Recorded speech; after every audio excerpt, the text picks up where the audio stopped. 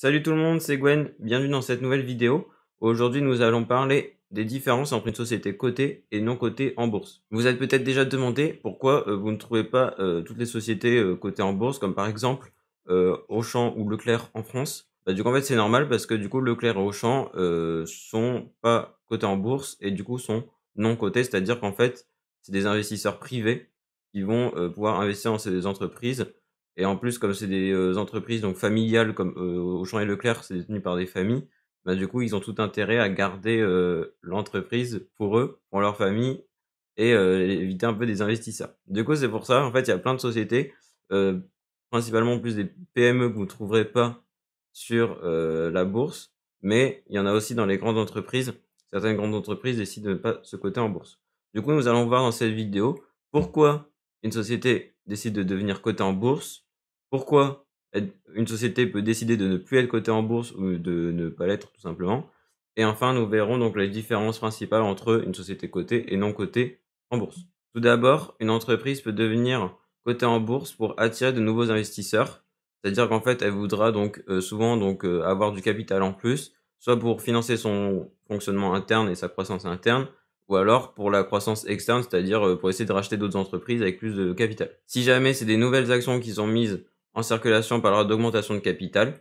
Et sinon, si ça peut être aussi que des actions existantes avec une partie qui est cotée en bourse, ça doit être minimum 10%. Ça peut également donc permettre aux salariés dans la boîte ou aux premiers investisseurs de vendre leurs parts plus facilement. Parce que du coup, en fait, il y a soit les employés qui vont avoir donc des parts avant que la société soit cotée en bourse, ou alors ce qu'on appelle des business angels. Donc en gros, c'est des personnes qui vont, des particuliers qui vont investir dans l'entreprise, donc en tant qu'investisseur privé, donc avant qu'elle soit cotée en bourse et les aider aussi en dans de conseils, en plus du donner du capital. Comme c'est des investissements privés, il y a beaucoup moins de personnes qui peuvent l'acheter et le vendre. C'est moins liquide, quoi.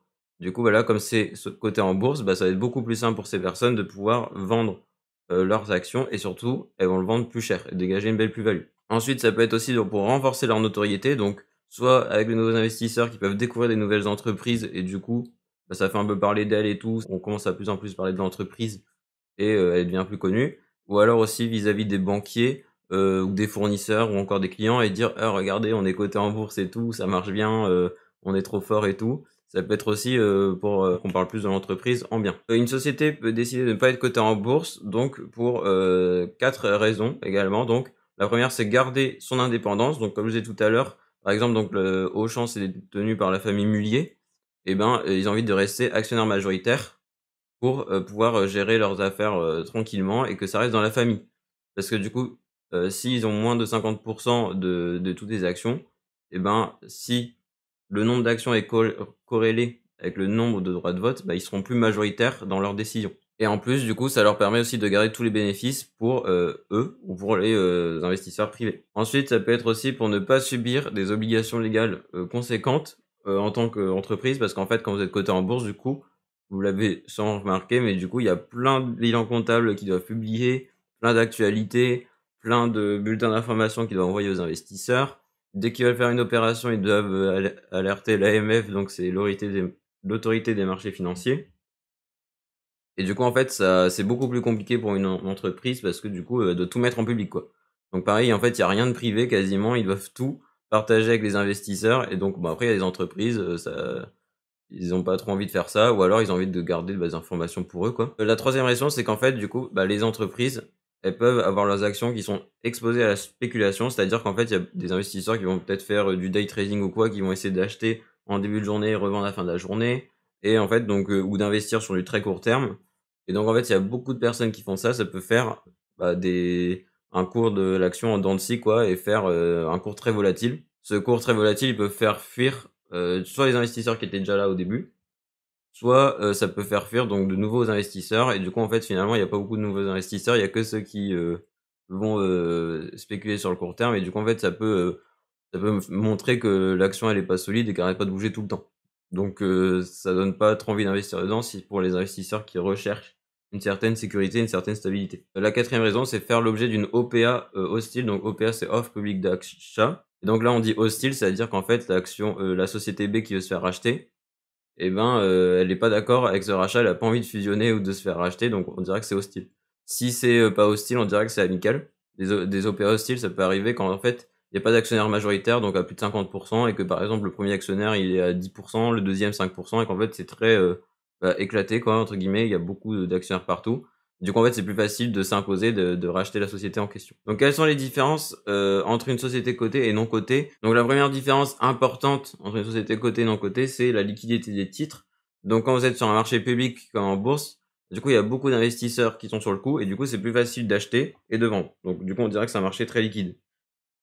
À l'inverse, quand vous êtes dans un marché privé, bah, du coup, c'est beaucoup plus difficile parce que, il y a beaucoup moins d'investisseurs qui sont sur l'action et après, bah, pareil, on sait même pas où ils sont des fois, vous les voyez une fois de temps en temps à des réunions d'investisseurs ou quoi et pareil, en fait, ça va être plus difficile, il va falloir contacter les gens, négocier, indirectement, enfin négocier avec la personne, c'est beaucoup plus, fastidieux et plus compliqué et vous avez moins de chances de trouver un prix qui vous convient. Ensuite, pour une société non cotée, il sera plus difficile d'estimer la valeur totale de l'entreprise.